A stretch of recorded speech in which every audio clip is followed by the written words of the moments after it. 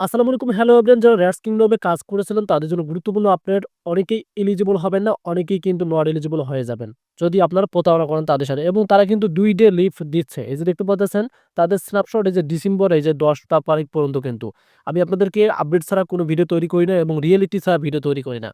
এখানে দেখতে পারতেছেন তাদের ফার্স্ট স্ন্যাপশট, এই যে দেখতে পারতেছেন has been পোস্টপন্ডেড from 1st December ১০ তারিখ। মানে আর ২ দিন বাকি আছে। এই ২ দিনের ভিতরে কিন্তু তাদের স্ন্যাপশট শেষ হয়ে যাবে। এর ভিতরে যেহেতু তাদের স্ন্যাপশট শেষ হয়ে যাবে, সেক্ষেত্রে তারা একটা আপডেট শেয়ার করেছে গুরুত্বপূর্ণ। আপনি যদি তাদের সাথে প্রতারণা করেন তাহলে কিন্তু আপনি এলিজিবল হবেন না, অযোগ্য হয়ে যাবেন। সেটা কিন্তু তারা প্রকাশ করে দিয়েছে। আমি আপনাদেরকে দেখাবো। এই যে দেখতে পারতেছেন তাদের যে ইম্পোর্টেন্ট যে রিমাইন্ডার্স রয়েছে, এই যে এখানে দেখতে পারতেছেন তাদের গুরুত্বপূর্ণ কিন্তু একটা আপডেট শেয়ার করছে। অনেকগুলো কথা এখানে কিন্তু বলা আছে।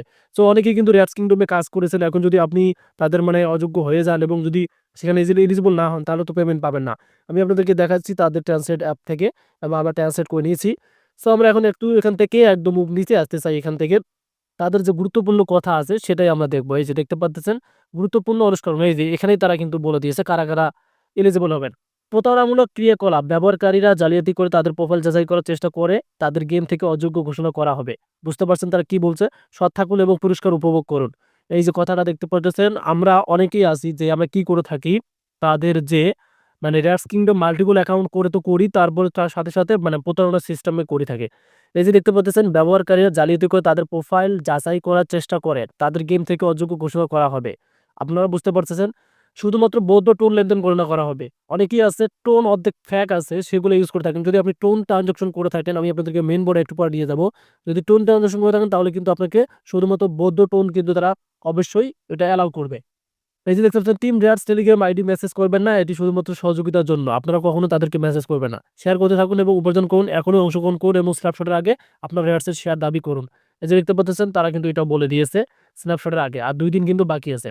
চিন্তা করবেন না, এটি মসৃণ এবং ন্যায্য উপভোক্তার জন্য আমরা স্ন্যাপশটের আগে সমস্ত সমস্যার সমাধান করব।